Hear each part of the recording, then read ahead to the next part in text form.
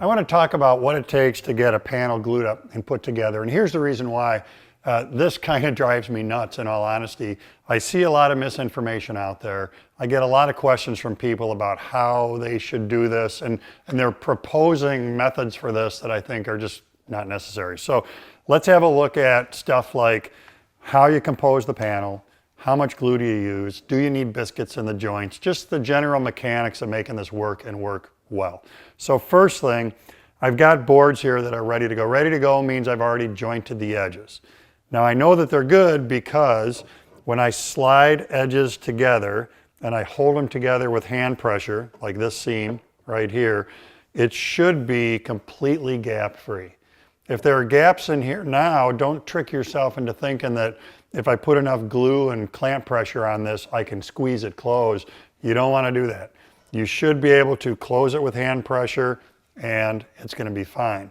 If it's gappy now, you got to go back to the jointer or hand plane or whatever you used and rework that joint. You got to get it until they close by themselves. Next thing, I've got 3 boards here. What am I after? Well, you're always going to glue up a slab that's larger than what you need. Don't try to hit your final dimension with the glue up. Glue it up oversize, cut it to final size when you're done. It's a good idea on a real big glue up, like if I'm doing something like a big table, I'm going to have more boards ready than what I really need to use for this. And the reason for that is that my next step is to start manipulating these and looking for what kind of match do I want to make this look as seamless as possible. And it's possible these 3 boards won't give me that match. So I might need a 4th or 5th to swap in here so I can get the look I want. Look I want, here's what I'm after. Look at the grain on this edge. It runs pretty straight. And look at the grain on this edge and how wild that is. If I take those 2 and put them together, guess what? There's a seam right there where I glued those boards together. If I take these 2 and I put them together, look at how nice a match that grain is for that grain. So when I do that, the grain is naturally flowing from this board to this board. So I'm matching straight grain to straight grain, wild grain to wild grain, in order to make this look like it isn't 3 boards that were glued together, to try to get a look where it's one big board. The other thing is color match. This is red oak. Color match with these boards is naturally pretty good.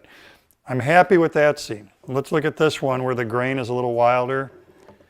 That's not bad. Look at how nicely these come together here. Or should I do this? I like that a little better, maybe. Or should I do this? Or should I do this? So you're just going to keep manipulating the boards until you get what you want. And I think of those, I think I like this one the best. Now, this is only 3 boards, so it's easy to figure out, remember what's going on here. On a more extensive glue up with more pieces, make sure you mark them. Marking is easy. That seam gets a 1. That seam gets a 2, 3, 4, all the way down. So once I start handling these boards, I know I'm going to put them back together the way that I want them to go. Next thing is, do I need biscuits in here? Absolutely not. If we have good joints, which we do, when we get glue in here and we close this, that joint is going to be stronger than the surrounding wood. And the reason for putting biscuits or dominoes or something in here would be if you want to use those to help keep the top faces registered, to help keep them even, that's the only reason to add them. But from a strength perspective, you absolutely do not need to put biscuits or dominoes or anything in here. Keeping them aligned, that's going to buy you some, or save you maybe some sanding or planing time later, because the better they're aligned at glue up, the easier it's going to be to get this flat. If you do use biscuits or dominoes, watch where you locate them out toward the end of the board, because what we don't want is to cut this to length and suddenly we're exposing one of those fastening devices, one of those loose tenons. All right, how much glue? Let's look at an edge. You only need to glue one edge of the 2, of the pair. What we're looking for is an opaque coating of glue. So think of it like painting a wall. When you're painting a wall, you want to cover the wall, you want to cover the previous color. See right here how I can't see the wood grain through that glue anymore. That's what I want.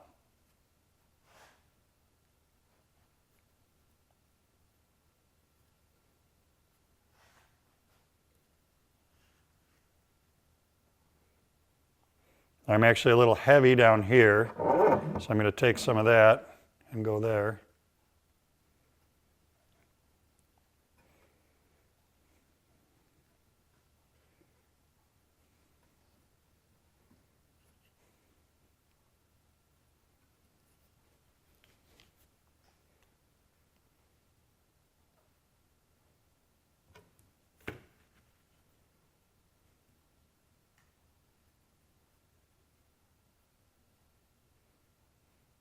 And if you're heavy on this one, which I am a little, I'm just going to put it on my paper.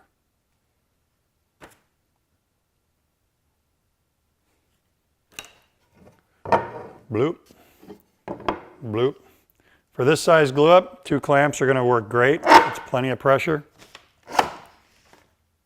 Starting on 1 clamp, I'm going to feel these boards for level, just check the faces.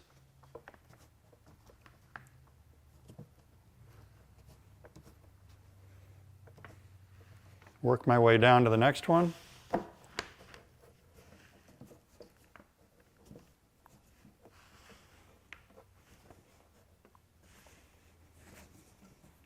And we're done. Now, squeeze out. Here's my deal with this squeeze out. I'm going to leave that sit for 15 or 20 minutes. In 15 or 20 minutes, it's going to get rubbery, and I'm going to be able to slice it right off the surface with a chisel or a putty knife. If you go too soon, it's going to be too liquidy, and instead of slicing it off, you're going to smear it. If you go too late, then it's going to get too hard. So you got to watch it pretty closely. The time is going to change based on conditions in your shop, how dry it is. Yellow glue dries by evaporation. So if it's real hot, real dry, 20 minutes might be too long. Another thing, maybe I need this bench for something else while this glue is drying. Don't do this with this panel. Do this with this panel. In this configuration, that squeeze out, you can already see it doing it, is going to run down the seam. And that makes it easy to deal with. If I turn it the other way, the squeeze out starts running across the face, and I have way more squeeze out to deal with. So there are some good tips for gluing up panels. Pay attention to that recipe, and it's going to help you get good panels every time you do an edge to edge.